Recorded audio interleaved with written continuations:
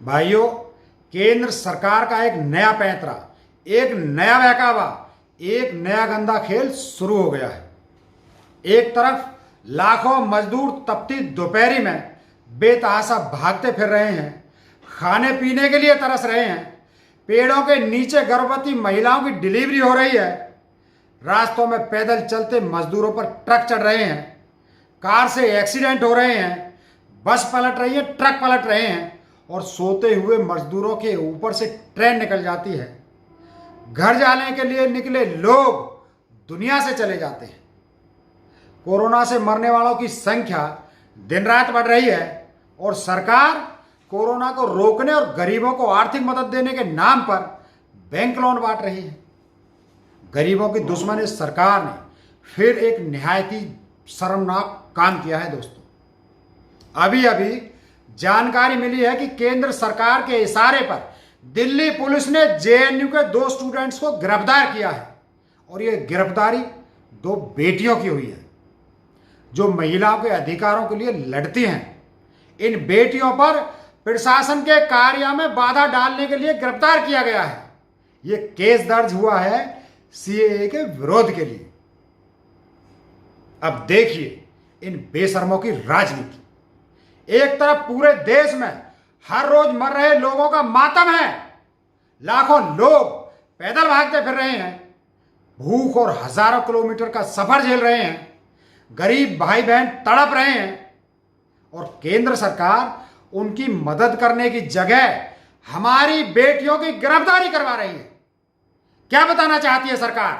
यही कि कोई मरे कोई जिए, कोई पैदल चले, कोई प्यास से तड़पे, कोई भूखा मर जाए, लेकिन सरकार सब कुछ भुलाकर सिर्फ अपना बदला पूरा करेगी।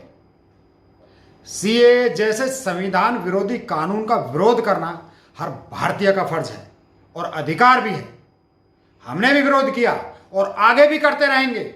सरकार देश को डराने की साजिश कर रही है, नागरिकों को चुप कराना चाहती है, हमारे अधिकार छीनना चाहती है। सरकार के खिलाफ बोलना, सरकार के खिलाफ लिखना, सरकार के खिलाफ विरोध प्रदर्शन करना, यह सब कुछ देशद्रोह साबित करना चाहती है सरकार। यह सरकार खुद को देश घोषित करना चाहती है। यह सरकार भारत माता की जगह लेना चाहती है। भारत माता को देश निकाला देकर खुद को मालिक बनाना चाहती है, लेकिन ये देशद्रोही मंसूबे हम कामयाब नहीं होने देंगे। ये सरकार कायरों की सरकार है, ध्यान रखना, जो गरीबों और मासूमों को डरा और धमका रही है। विपक्ष के नेताओं को दीवार कूदकर गिरफ्तार कर रही है। विपक्ष की सरकारों को, जिन्हें जनता ने अपना वोट देकर बनाया, उन सरकारों को जनता का अपमान करते हुए पैसे के दम पर गिरा रही है। पर यह खेल अब जनता जान चुकी है कि सरकार सिर्फ अपनी पूजा करने वालों को संरक्षण देती है और विरोध करने वाले हर नागरिक को देशद्रोही साबित करने पर तुली है। क्या सरकार बता सकती है हमें कि क्या जरूरत थी इन 2 बेटियों को लॉकडाउन के बीच गिरफ्तार करने की, जब सारे कोर्ट बंद हैं, पूरे देश की पुलिस कोरोना लॉकडाउन के पालन करवाने में लगी है, हवाई जहाज जमीन पर खड़े हैं, पानी के जहाज लंगर डाले हुए हैं, ट्रेन चल नहीं रही हैं, बसें बंद हैं, फिर भी इन बेटियों के कहां भाग जाने का डर था इन डरपोक सरकार को? कि क्या यह जताना चाहती है सरकार कि ये लड़कियां पेशेवर मुजरिम हैं या कोई आतंकवादी हैं? भाइयों, ये लड़कियां भी हमारे घरों में कैद थी, फिर लॉकडाउन खुलने तक इंतजार क्यों नहीं किया गया? एक तरफ खुद घंटों घंटों के दिमाग चाटने वाले बकवास भाषण देकर सोशल डिस्टेंसिंग का ज्ञान बांटते हो, तो मध्य प्रदेश में 200 नए कार्यकर्ताओं का पार्टी ज्वाइन करवाने में भीड़ पर कोई एक्शन क्यों नहीं लिया? खुद उड़ीसा के मुख्यमंत्री से हाथ मिलाने खड़े हो गए और नवीन पटनायक जी ने हाथ जोड़कर वो तमाचा मारा कि सारा देश थू थू कर रहा है तुम पर। सारा ज्ञान जनता के लिए और खुद पैंट पर चड्डी पहनने वाला सुपरमैन बन रहे हो। जनता को पागल समझा है क्या? सारे कानून जनता के लिए हैं बस। तुम्हारे नेता खुलेआम घूमेंगे, खुलेआम मुख्यमंत्री की शपथ लेंगे, खुलेआम मंच लगाकर पार्टी ज्वाइन करवाएंगे और जनता अगर दवाई लेने भी घर से निकले तो पुलिस से लाठियां चलवाओगे। जनता पागल नहीं है मित्रों, पागल नहीं है। ये भारत की जनता है जो अमेरिका को भी घुटनों पर झुकाकर एटमी डील करती है। तुम किस खेत की मूली हो? वक्त आने दो, हर घाव का हिसाब लिया जाएगा, हर मक्कारी का हिसाब लिया जाएगा।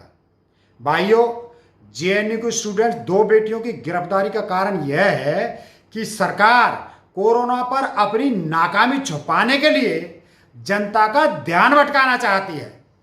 भाजपा की फेसबुक और व्हाट्सएप यूनिवर्सिटी को नया काम देना चाहती है ताकि पैदल चलते मजदूरों की खबरें, हर रोज मर रहे लोगों की संख्या और जनता की भूख प्यास की चीखें छुपाकर नया विज्ञापन शुरू हो सके। मेरे भाइयों, असली मुद्दों से ध्यान हटाने के लिए हर बार एक ही पैंतरा अपनाती है सरकार। अरे चुनाव जीतने के लिए पुलवामा हमला करवा लिया, 300 किलो आरडीएक्स देश की खुफिया एजेंसी की जानकारी के बिना भारत में आ गई। 24 घंटे सुरक्षा में रहने वाले क्षेत्र से एक कार चोरी हुई और उसी कार से पहले से सिलेक्ट की गई बस को भी सड़क पर उड़ा दिया और हमारे 44 नायाब जवानों का खून कर दिया। क्या ये सब दुनिया की तीसरी सबसे बड़ी फौज वाले देश की सरकार की जानकारी के बिना सरकार की नाक के नीचे संभव हो सकता है? पीओके में बने आतंकवादी अड्डे से भी दिखते हैं तुम्हें कितने लोग हैं? उसमें उंगलियों पर गिनती भी करनी आती है। बस देश के जवानों की जान बचानी नहीं आती, क्योंकि तुम्हारी पार्टी के आदर्शों में देश के जवानों के मरने से नहीं बल्कि चुनाव जीतने से सरकार बनती है। मेरे भाइयों, इस तानाशाही सरकार ने अपनी नीचता और कमीनेपन की सारी हदें पार कर दी है। अरे जिस देश का गृह मंत्री ही तड़ीपार पेशेवर गुंडा हो, उस देश के लोग सुरक्षित नहीं रह सकते।